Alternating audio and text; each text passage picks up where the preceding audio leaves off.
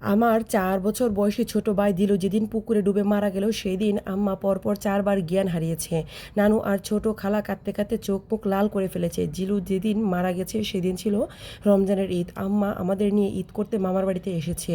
আব্বা থাকেন মালয়েশিয়া, তাকে নিয়েও তো ঝামেলা নেই। ঝামেলা দাদুকে মানে দাদিকে নিয়ে। তিনি এমনই কঠিন মানুষ, ছোটবেলা থেকেই দেখে এসেছি। আম্মার সামান্য ভুল হলেও দাদু কীভাবে ধমকাতেন আম্মাকে। একবার আমার স্কুলে পড়ে গিয়ে ব্যথা পেয়েছিলাম, সেটাও নাকি আম্মার দোষ। আমার একবার জ্বর এসেছিল, সেটাও নাকি আম্মার দোষ। তাও সব কিছুতেই আম্মার দোষ। দাদু দাঁত কটমট করতে করতে ধমকেশ্বরে বলতেন, সন্তান পালন বুঝো না, খালি বুঝো সন্তানের বাপের কাছে লম্বা লম্বা চিঠি লিখতে, পিড়িতে শৈল গদগদ করে। আমার পুলারও বিরাট বেকুব। বেকুব না হলে কি ওই রকম মাইয়া মানুষের লাইগা বিদেশে খাইটা মরে কারি কারি পয়সা পাঠায়? এইসব কথা শুনে আম্মাকে দেখতাম নীরবে খুব কান্নাকাটি করতো, চোখের জল ফেলে বিছানার চাদর ভিজিয়ে ফেলতো। দাদু যদি কোনো রকম দেখে ফেলতেন আম্মা কাছে, তখন মুখ বেঁকিয়ে বলতেন, বেশরম মাইয়া কোনখানের, দিন বর ভাব দইরা কান্দন আর কান্দন, সব বুঝি আমি। এইসব ধান্দা আমার পোলারে বাড়িতে আনবার লাগিয়া। আজ আম্মা খুব কাঁদছে, চিৎকার করে কাঁদছেন। আম্মা কাঁদছেন দুঃখ এবং ভয়ে। আমরা যখন মামার বাড়িতে রওনা দিব তখন দাদুর বাড়িতে উঠান পর্যন্ত আমাদেরকে দাদু এগিয়ে দিয়েছিল। এসে আমাদের দুই ভাইয়ের মাথায় হাত বুলিয়ে দিয়ে আম্মাকে খবরদারি করে বলেছিলেন, বাপের বাড়ি যাইতেছো যাও, ভালো কথা, তয় আমার নাতিগুলো যেন কোনো জ্বর সর্দি না লাগে। বাপের বাড়িতে গিয়ে আনন্দে মই যে সন্তানের কথা ভুলা যায় না আবার। নানু এসে দরা গলায় আম্মার কাছে বললেন, ও রেহালি, দিলুর দাদিরকে খবর দেওয়া লাগবো তো, দেরি করলে তো ঝামেলা। আম্মা কি বলবেন বুঝতে পারছেন না, তার চোখে মুখে শঙ্কার বই। এমনই ছেলে হারিয়ে দিশেহারা, অন্যদিকে তো আছে শাশুড়ির বয়। এমন দজ্জাল শাশুড়ি কি আর তাকে আস্ত রাখবে? আব্বা তালাক না দিলেও যে দাদু তালাক বলবে না, এর কি বিশ্বাস? যদি বলে বসে আমার বাড়িতে তোমার প্রবেশ নিষেধ, এমন খুনি মাইয়া আমার বাড়িতে আর উঠাবো না। নানু আবার তাড়া করে বললেন আম্মাকে, কিরে কিছু বল। আম্মা এবার মুখ খুলে বললেন, কান্না ভরা গলায় বললেন, ও আম্মা, আম্মা গো, আমি বুঝি কপাল পড়ছে। নানু আম্মার মাথায় হাত বুলিয়ে সান্ত্বনা দিলেন, বললেন, চিন্তা করিস না রে মা, আল্লাহ সব ব্যবস্থা করবেন, তিনি সব পারেন। ফেরাউনের মনে যে আল্লাহ শিশু মুসা নবীর প্রতি দরদ দিতে পেরেছেন, সে আল্লাহ তোর এই দুঃখের দিনে তোর শাশুড়ির মনে কেন সেই দরদ দিতে পারবে না? আম্মা বলেন, খবর দাও তাইলে। দাদু এসে পৌঁছালো সন্ধ্যার নাগাতে। তাকে কেমন রোগা রোগা রাখছে, যেন তার উপর দিয়ে অনেক দখল বয়ে গেছে, যেন এই এক দুপুরে তার আরও 100 বছর বেড়ে গেছে।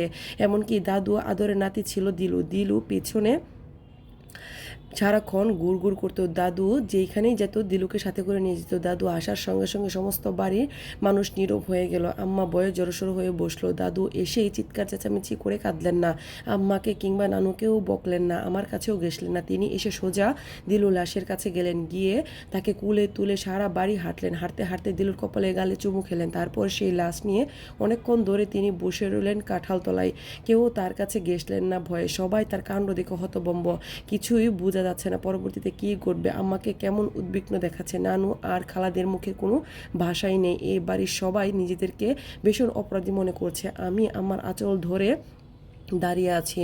দাদু এশার নামাজ পড়লেন উঠানে, জায়নামাজের বিছিয়ে। নামাজের সময় দিলুকে জায়নামাজের এক পাশে শুইয়ে রাখলেন। নামাজ শেষে অনেকক্ষণ ধরে তিনি দোয়া করলেন। আমি দেখেছি দোয়ার সময় তার চোখ থেকে টপ টপ করে জলকণা ঝরছে। দোয়া শেষে দাদু বললেন, লাশটা জানাজার দিয়ে দাফন করার ব্যবস্থা করুন। দাদুর আদেশ পেয়ে দ্রুত জানাজারের ব্যবস্থা হলো। লাশ দাফন করবে কবরের দিকে নিয়ে যাওয়ার সময় সবাই কান্না করলেন, শুধু একমাত্র দাদু ছাড়া। দাদু শুধু নীরবে টপ টপ করে চোখের জল ফেললো।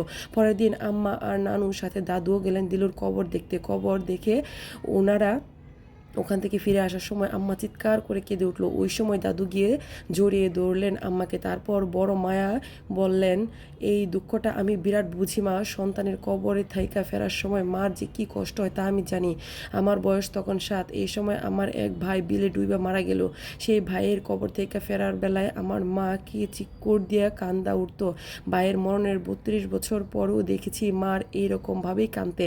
তখন আমি জিগাইলাম, মায়া আপনের ভাইয়ের কবর থেকে আসার সময় এভাবে চিৎকুর দিয়ে কায়দা উঠেন কেন?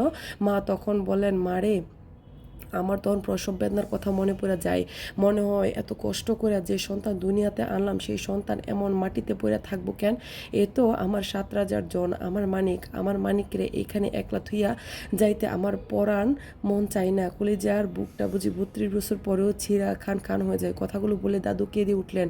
কাঁদতে কাঁদতে আবারও বললেন, বৌমা রাগ গুসা আমার একটু বেশি। ছোটবেলা থেকে আব্বা বলতেন এই মাইয়াটা আমার পাগলি মাইয়া, আমি যত রাগী হই না কেন মা আমি কিন্তু মানুষ, আমিও একজন মা। আমার সন্তান যে বিদেশে থাকে, আমি দেশে থাইকেও যেন আমার পরাণ ওইখানে আমার সন্তানের কাছেই থাকে।